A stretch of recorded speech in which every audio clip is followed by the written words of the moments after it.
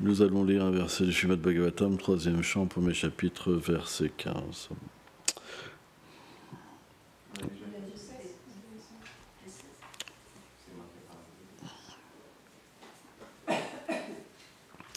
Om Namo Bhagavate Vasudevaya.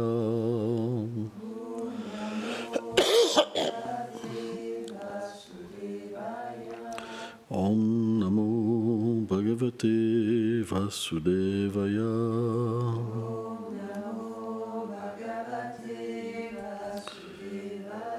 Om Namo Bhagavate Vasudevaya.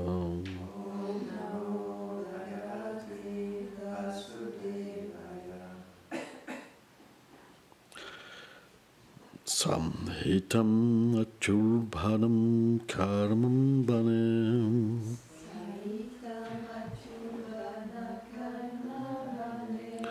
Brathum Purum Marmashum Taditopi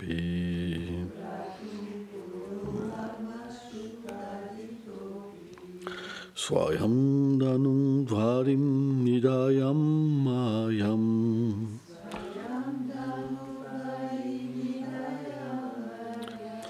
Gatum Bhyatum Yam Nurum Manayanaham.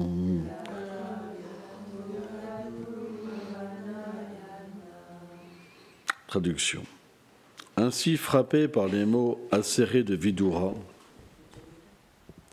de Duryodhana, en présence de son frère, le roi des Tarastra, Vidura ne se sentit pas troublé, car il connaissait bien l'action mystérieuse de l'énergie du soir du Seigneur.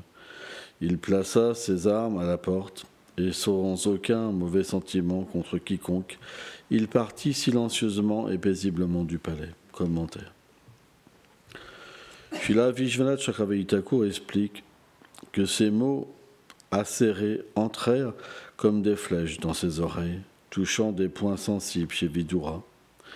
Mais parce qu'il ne se défendit pas en disant « Comment peux-tu parler comme cela à ton frère ?» Ces mots eurent comme effet d'effacer en lui toute souffrance. Il pensa « Duryodhana m'a béni. Il a dissipé toute ma souffrance, puisqu'il m'a permis de quitter le palais et de partir vivre dans des lieux saints. Étant complètement détaché de telle personne, de quoi puis-je souffrir ?» Vidura partit librement par sa propre volonté. C'était bien ainsi que d'être expulsé par ces êtres mauvais. De ce fait, il abandonna toute chose liée à cette maison, même son arc. Il pensa, de quelle utilité me sera cet arc quand j'adorerai ainsi Krishna dans le futur?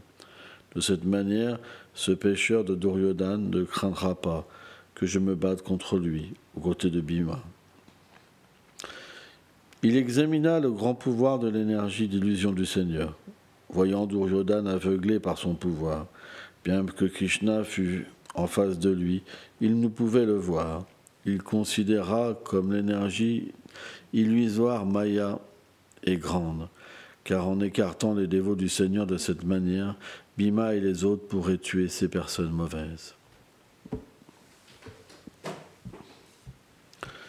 Omagana Timilandasya Kanam Jalam Shalakaya Shakshuru Meditam Janatasme Shigulave Nama Namam Vishnu Padaya Krishna Pestaya Bhautali Shri Mate Bhaktivedanta Swami Nitinamine Namaste Sarasvati Deve Golavani Plachaline Nilveshesha Sunnivadi Plachachari Chatarine.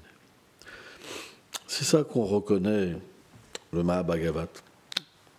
Le Mahabhagavat, il voit toujours Krishna dans chaque situation et il en profite. Vidura aurait pu reprendre Duryodhana, comme dit Srila Vishwanath Chakravarti Thakur. Comment peux-tu parler comme ça à ton frère, à ton propre frère? Parce que les paroles de Duryodhana dans le verset précédent, elles sont vraiment dures. C'est qui a invité en ce lieu ce bâtard? C'est cet escroc, le fils d'une servante, déloyal envers ceux qui l'ont nourri. Il s'allie à mes ennemis, qu'il soit banni de ma capitale immédiatement et qu'on ne lui laisse que son souffle. Vous vous rendez compte, hein, c'est haineux. Hein. Après, Duryodhana, c'est une amcha de Kali, hein, une manifestation de l'âge de Kali, hein, donc de l'âge de querelle. Il vient dans les divertissements du Seigneur pour une raison particulière et il revient constamment, donc c'est des associés du Seigneur. Ah, les divertissements du Seigneur sont très difficiles à comprendre. Ils sont très difficiles à comprendre parce que lorsqu'il vient dans ce monde matériel, dans Yuge, à chaque âge, il vient avec des associés et avec une mise en scène. Ce n'est pas des gens ordinaires. Personne ne peut voir le Seigneur à moins d'être qualifié. C'est impossible. C'est pourquoi, même si Duryodhana ne pouvait pas reconnaître Krishna en tant que Dieu, ça reste quand même un associé du Seigneur, qu'on le veuille ou pas, vous comprenez, hein? On connaît cette histoire merveilleuse où le Seigneur avait manifesté une forme universelle, où tous les demi-dieux s'étaient mis à l'adorer, et Duryodhana, dans l'illusion, il voulait attacher le Seigneur suprême. Et il ne savait pas par quoi commencer. Quel bras attacher, c'est extraordinaire. Ça peut, c'est pas des êtres ordinaires. Ils sont liés à des choses qui sont incommensurables. Ils font partie du divertissement du Seigneur. Hein. Et ce divertissement, pour un athée, ou pour quelqu'un qui n'a pas de dévotion, hein, ils sont peu attirants, voire ridicules, voire de quelque chose d'imaginaire. Hein. On voit par exemple la position de Krishna dans la Bhagavad Gita, elle est claire. Et pourtant, c'est la seule personne qui s'exprime en tant que le Seigneur suprême. Hein. Dans tous les autres écrits, c'est soit le Fils de Dieu, soit le prophète, soit le Messie, etc. etc. Il n'y a que Krishna qui dit « Aham Sarvasvaprabha hein, tout émane de moi, le monde matériel, le monde spirituel. Les sages qui connaissent cette vérité, ils m'adorent de tout leur cœur, par exemple. Hein, il dit tellement de versets où le Seigneur suprême dit qu'il est le Seigneur lui-même. Hein, l'objet des Védas. Le but des Védas, même. Et pourtant, ces mêmes personnes qui adorent le Seigneur suprême, parce qu'ils sont fourvoyés par l'énergie matérielle, hein, ils ne peuvent pas le reconnaître. C'est une réalité. Donc, on peut comprendre que le Śrīmad Bhagavatam s'adresse aux dévots du Seigneur, pas aux athées. Lorsqu'on est un dévot et qu'on lit ces passages-là, on se régale. Parce que finalement, qu'est-ce qui se passe? Il y a une véritable opération qui se fait dans le cœur. Parce qu'on a tous un Duryodhana à l'intérieur de nous. Plein de passion, plein de pouvoir, hein, qui est méchant, et qui déteste telle personne à tel moment. Non, vous ne pouvez pas dire que ce n'est pas là. Hein, le beau Duryodhana, il est là. Hein. Des fois, il est mis en puissance. Hein. Ah, lui, ça sort comme ça. Ça fait un gros coulement. Et à la fois, lorsqu'on étudie le Śrīmad Bhagavatam, le comportement de Duryodhana et le comportement de Vidura créent une opération en nous-mêmes. Parce qu'on se retrouve dans cette position. Hein, on s'est retrouvé combien de fois dans cette position comme Duryodhana, hein, à haïr ceux qui n'agissaient pas comme on voulait, à être en colère contre même nos aînés, nos frères, même contre le Seigneur suprême. Hein. Et par l'action en fait du Bhagavatam, lorsqu'on voit comment Vidura a réagi, alors on peut, à ce moment-là, un jour dépasser cette ignorance Et on va voir que des gens vont nous critiquer et on va comprendre que c'est tout à fait normal, que c'est le jeu de l'énergie externe. Et on va considérer que ces personnes-là, que c'est grâce à eux qu'on peut méditer sur Krishna. Et Vidura, il a senti une bénédiction, hein, vraiment. Pourtant, les paroles de Duryodhana, elles sont aiguisées. Mais en fait, Vidura, il a saisi cette opportunité pour se libérer. Ça a été son opportunité. Et donc, dans la vie, on a tous des moments très durs, en fait. Des gens, ça peut être nos pères, nos mères, ce que vous voulez, hein, mais des personnes qui sont mis en pouvoir pour nous faire ressortir les mauvaises choses. Et ils seront toujours là. Et à un moment, on va pouvoir bénéficier de leur présence. C'est juste question de temps. C'est juste question de temps.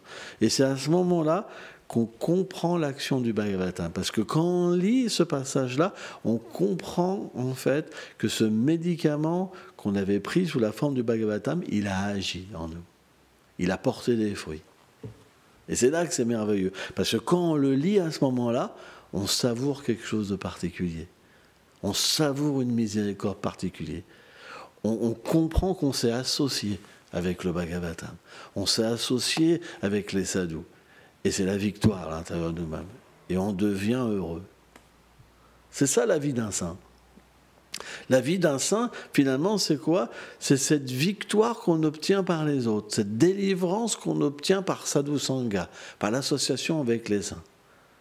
C'est pourquoi, même si physiquement les saints ne sont pas là, ils sont présents dans le Bhagavatam. Parce que cette action, elle se fait, qu'on le veuille ou pas. Quand vous allez lire à un moment ce passage-là, vous sentirez qu'il y a un acquis. Et cet acquis, ce n'est pas un orgueil. On devient endetté. On devient endetté.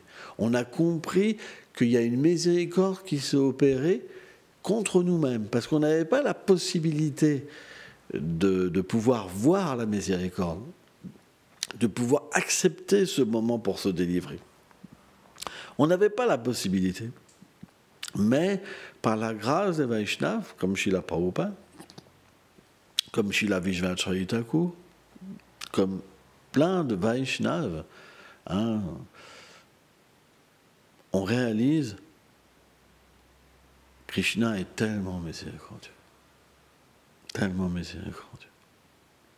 Comment une personne comme moi ait pu accepter que des gens qui me veulent tellement de mal, hein, parce que c'est ça le mental. Il nous dit cette personne me veut du mal. C'est pas forcément faux. Un homme politique, avec un grand sourire, il va faire en sorte que tout le monde va voir vos fautes. Et alors les gens vont penser, mais je ne vais pas voter pour cette personne-là. Alors que l'autre, il est encore pire. C'est le gros démon qui est là, expert à faire voir les fautes. Alors que lui, il a les mêmes fautes, parce qu'il les connaît, parce qu'il les a en lui. Donc il sait faire exprès comment les faire voir. Et tout est déguisé, hein, c'est ça. Hein. La politique, c'est ça. Mais pourtant, on va pouvoir voir l'action de la personne, voir nos propres défauts, en fait, qui sont les mêmes, et les délaisser. C'est fini. Je veux passer à quelque chose d'autre. Et là, on réalise que cette personne, elle a été l'agent du Seigneur, parce qu'elle nous a permis de voir ce qu'on ne pouvait pas voir, qui est l'identification avec les choses indésirables. On le réalise. Et à ce moment-là, on ne peut pas en vouloir à cette personne. Parce qu'elle vient à un moment donné pour nous permettre de nous libérer. Alors ça ne se fait pas en 2 secondes. Ça peut prendre 1 an, ça peut prendre 10 ans, ça peut prendre du temps. Cette personne-là, elle reste là. C'est comme un soleil. Hein. Elle reste. Mis en pouvoir. Hein. C'est vraiment mis en pouvoir. Et elle revient. Hein. Ça revient chaque année, ou ceci, cela. Vous pouvez être sûr, c'est comme un disque rayé. Mais c'est nécessaire. C'est nécessaire. Parce que c'est l'action du Seigneur suprême. Ça doit s'en aller, ça doit partir. Ce qu'il y a de mal à l'intérieur de nous-mêmes, ça doit s'en aller. Et donc, le Srimad Bhagavatam, ce qui est extraordinaire, c'est qu'il y a plein d'histoires pour chaque cas à l'intérieur de nous-mêmes. Et ces histoires, c'est pas qu'elles sont imaginées pour nous purifier, elles existent vraiment. Et on peut, au fur et à mesure que le cœur est purifié, la vivre. Ça veut dire que quand on va lire, au fur et à mesure qu'on est purifié, on va pouvoir directement entrer en contact des scènes, des personnages. Et aussi goûter à l'intérieur du Bhagavatam le doux nectar. Et même plus que ça, parce que puisque le Srimad Bhagavatam est la forme littéraire de Krishna, on va pouvoir graduellement réaliser Krishna, même dans les paroles, dans toutes les paroles du Bhagavatam. On va pouvoir voir Krishna dans une disposition particulière selon notre humeur éternelle. Et c'est ça qui est merveilleux. Parce qu'en fait, on peut chanter le Saint-Nom en méditant sur les histoires du Bhagavatam, tout en étant situé dans une situation particulière à l'intérieur de nous-mêmes. Parce que ce n'est pas différent.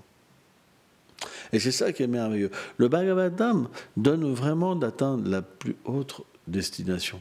Parce qu'il est très scientifique. Très, très, très scientifique. C'est pour ça qu'on ne doit jamais, jamais abandonner l'étude du Bhagavatam. Tous les jours, on doit étudier le Bhagavatam. Et quand on a fini, on recommence. Jamais, jamais, jamais. Toute sa vie, on doit étudier. Parce que, au fur et à mesure qu'on va étudier et qu'on va se purifier, au fur et à mesure, on va être émerveillé. Alors, bien sûr, parfois, il y a l'enseignement des dynasties. Alors, ça peut paraître fatigant, les noms, etc. Mais on doit aussi les lire. Parce que ça a un effet aussi. Parce que toutes ces personnes-là, c'est des personnes exaltées.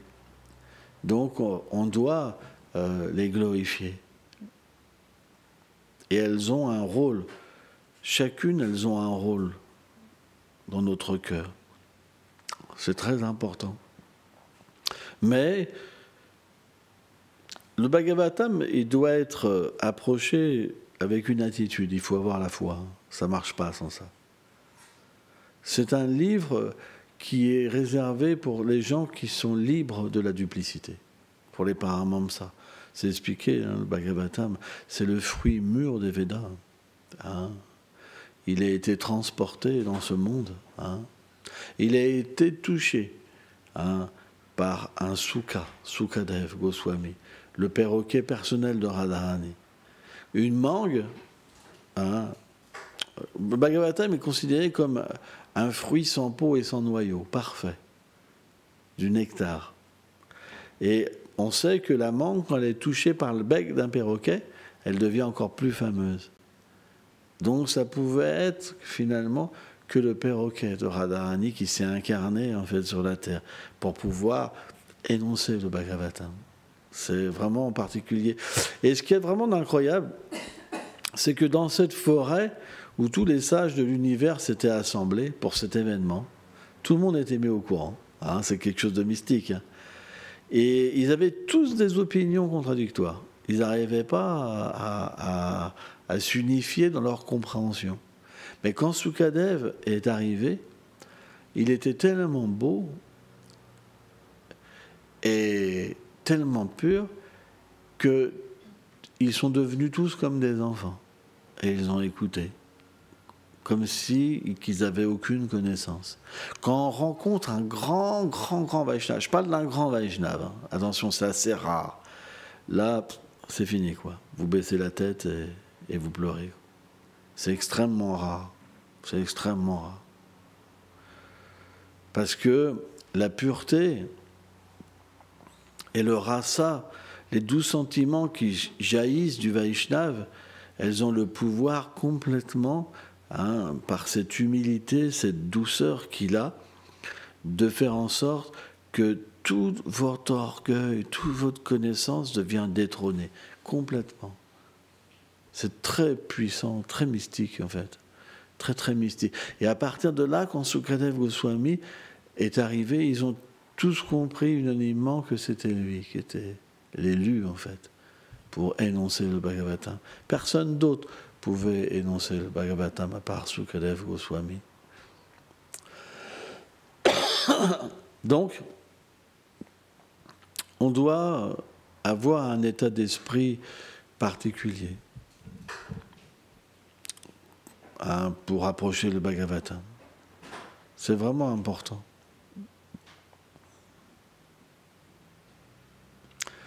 On doit vraiment l'approcher en comprenant que ce n'est pas un livre, que c'est Krishna directement.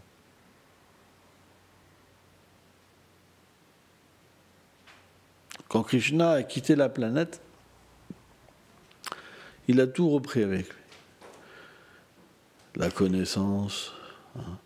Et en contrepartie, le Bhagavatam est apparu. Krishna ne laisse jamais les êtres vivants sans miséricorde. C'est pourquoi il faut distribuer le Bhagavatam. Il faut faire connaître le Srimad Bhagavatam. C'est très important.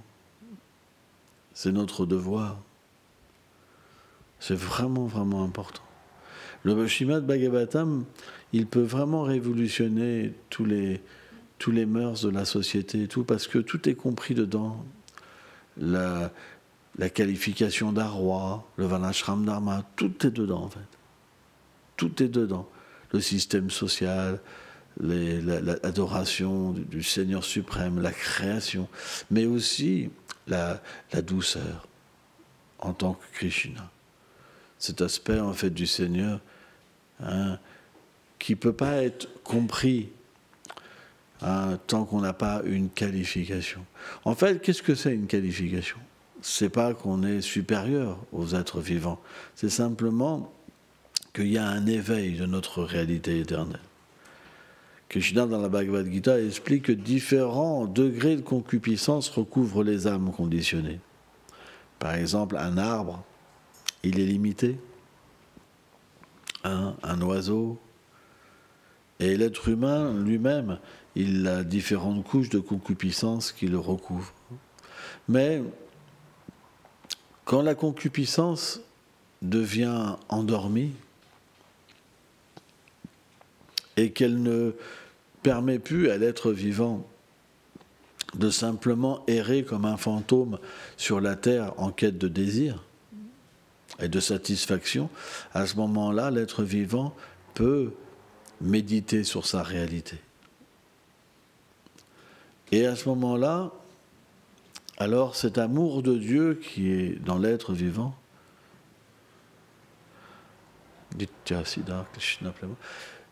il peut alors s'éveiller. C'est très important de comprendre ça. Donc cette qualification, c'est simplement une conscience originelle qui revient. C'est le Seigneur, c'est le Seigneur qui donne cette intelligence à l'être vivant, parce que l'être vivant le désire de pouvoir comprendre la relation qui l'unit avec lui.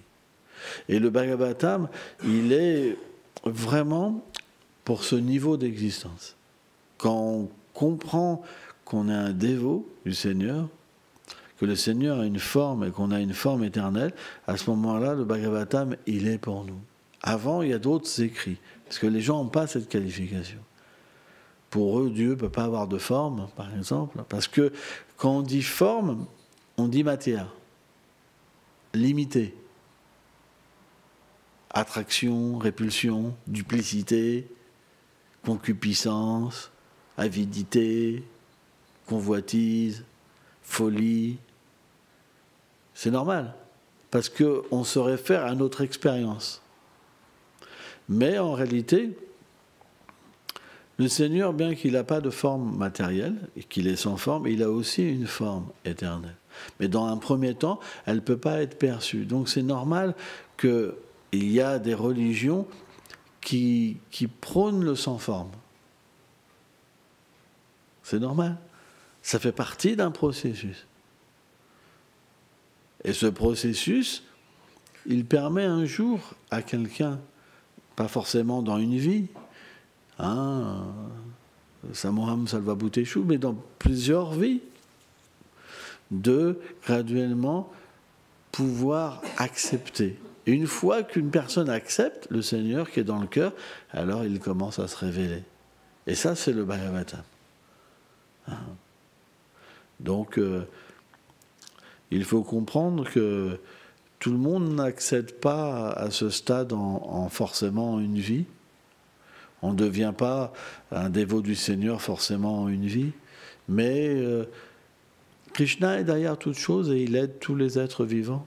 Donc, dans une vie passée, on a bien pu être un impersonnaliste, par exemple, et puis on a touché à la dévotion en allant dans un lieu saint, en rencontrant un dévot du Seigneur, en ayant le Bhagavatam dans la main, par exemple. Tout ça, ça crée des actes particuliers qui donnent de rencontrer, de mettre à bas notre foi, quoi. Et donc, automatiquement, on doit, quand on comprend tout ça, on devient très large d'esprit avec les autres. Parce que chacun a une qualification. Et c'est pour ça qu'il existe différentes écritures. Par exemple, tu as des personnes, je ne sais pas, arrêter la vie sexuelle, c'est pas possible. Ou arrêter de manger de la viande, c'est pas possible. Ou arrêter de boire de l'alcool, c'est pas possible. C'est impossible. Donc il faut aussi des écritures, voilà, pour différents comportements humains. On voit même dans certaines écritures, il y a même des règlements pour les êtres qui s'accouplent avec des animaux, des choses comme ça. Vous comprenez ? Il y a toutes sortes d'humains avec des consciences plus basses que d'autres. Mais il en faut pour tout le monde. Sans ça, ça voudrait dire que le Père suprême, il aurait une discrimination. Vous comprenez ? Donc il faut descendre au plus bas. Quand vous faites des enfants, vous pouvez avoir un enfant qui est très éveillé, qui est très intelligent, et puis un qui est vraiment comme ça. C'est votre enfant, il faut bien s'occuper de lui. Donc vous n'allez pas parler à celui-là qui est comme ça, et l'autre qui est éclairé, qui a de l'intelligence au même niveau. À un, vous allez lui parler de je sais pas quoi, à l'autre, vous allez dire plus bas, quoi. Vous comprenez ? Mais vous ne pouvez pas. Parce qu'une personne a moins d'intelligence, la délaisser, c'est pas possible. Donc si on est capable de faire ça, automatiquement, ça veut dire que le Père suprême, il est capable de le faire. Et ça, c'est vraiment rudimentaire. Mais quand on est trop bas dans la conscience, on ne peut pas comprendre ça. Quand on est plus élevé, on peut comprendre les autres, mais quand on est plus bas, on ne peut pas comprendre ce qui est le plus élevé. On rejette naturellement. C'est pourquoi il y a des religions qui ont la haine aussi des personnalistes, quoi, qui adorent le Seigneur suprême en tant qu'une personne. Et pourtant, ils ont cette capacité au fond d'eux-mêmes, mais elle ne peut pas encore s'éveiller. Et ça, on doit le comprendre. Et on doit faire preuve de miséricorde de la même manière que Vidura a fait preuve de miséricorde envers Duryodhana. Parce que Duryodhana avait aussi une adoration. Je pense qu'il adorait Shiva, Duryodhana. Il avait aussi une adoration, mais qui était plus liée à l'ignorance. Donc, voilà. Même dans les divertissements du Seigneur, on retrouve ça. Hein. Tiens, gros langue.